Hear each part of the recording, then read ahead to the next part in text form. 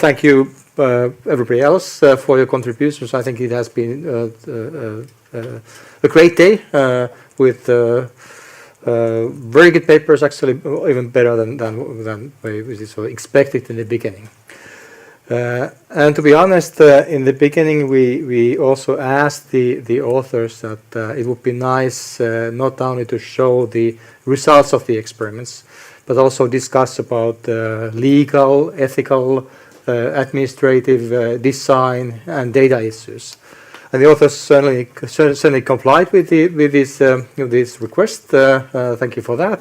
Even perhaps more than we expected, and even so much that we might even sort of kindly ask you to go back a little bit and also report the results in the papers if possible, because that's also the key part of research to write a little bit more about the results. And one thing so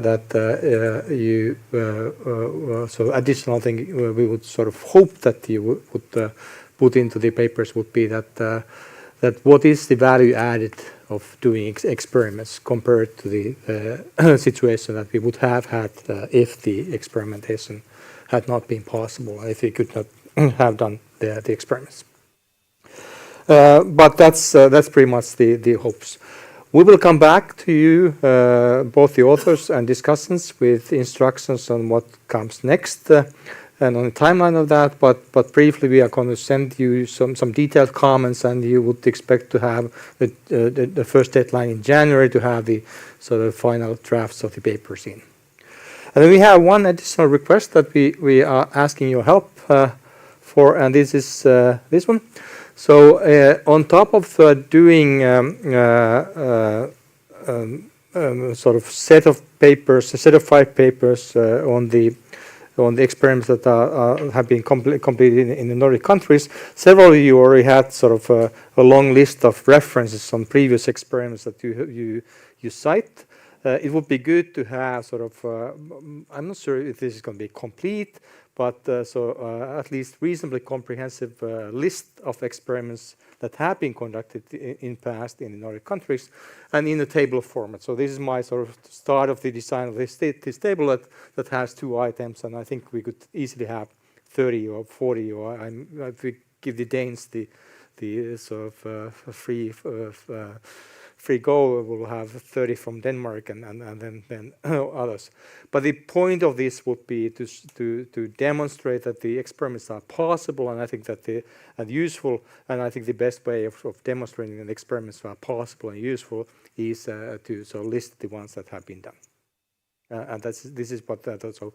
So we'll send you the template of this, and we certainly can with Antti we can go search for the experiments, but please give us hints on the ones that we are not going to find ourselves. We will find several already from the reference in your papers, but I'm sure that there are several others that could be there. Okay,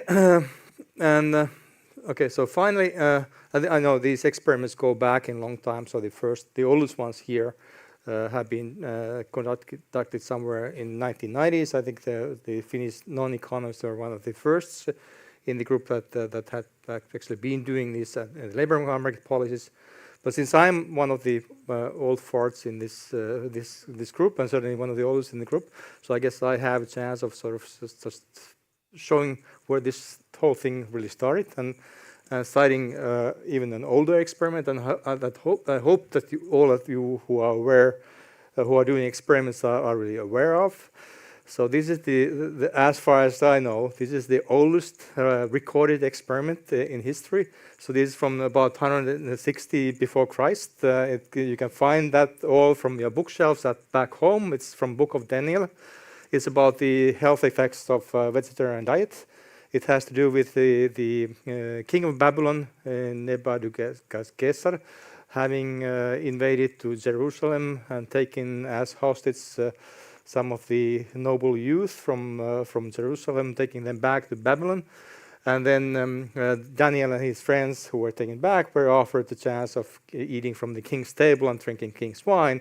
But Daniel said that could we please sort of skip that and instead just eat vegetables and drink water. Let's experiment for 10 days and see what we look like, and compare that to the youth who ate at the king's table. Result of the experiment proved that vegetarian diet is very healthy, and these guys eventually turn out to be successful servants of King of Babylon after that. This story didn't end well, so instead of this being the start of the experimental approach in science, these guys started explaining dreams of King of Babylon. So I guess the rest of the story wasn't quite as successful, and scientific revolutions did not start 160 before Christ. But on that note, so I think we have come from a long way from that. That was not randomized. The sample size was perhaps not great.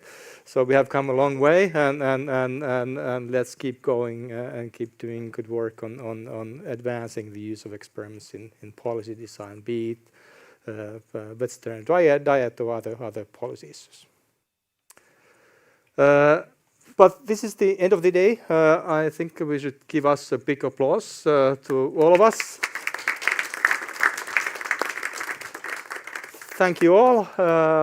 It was nice seeing you here in Helsinki, and I guess we wish you a safe way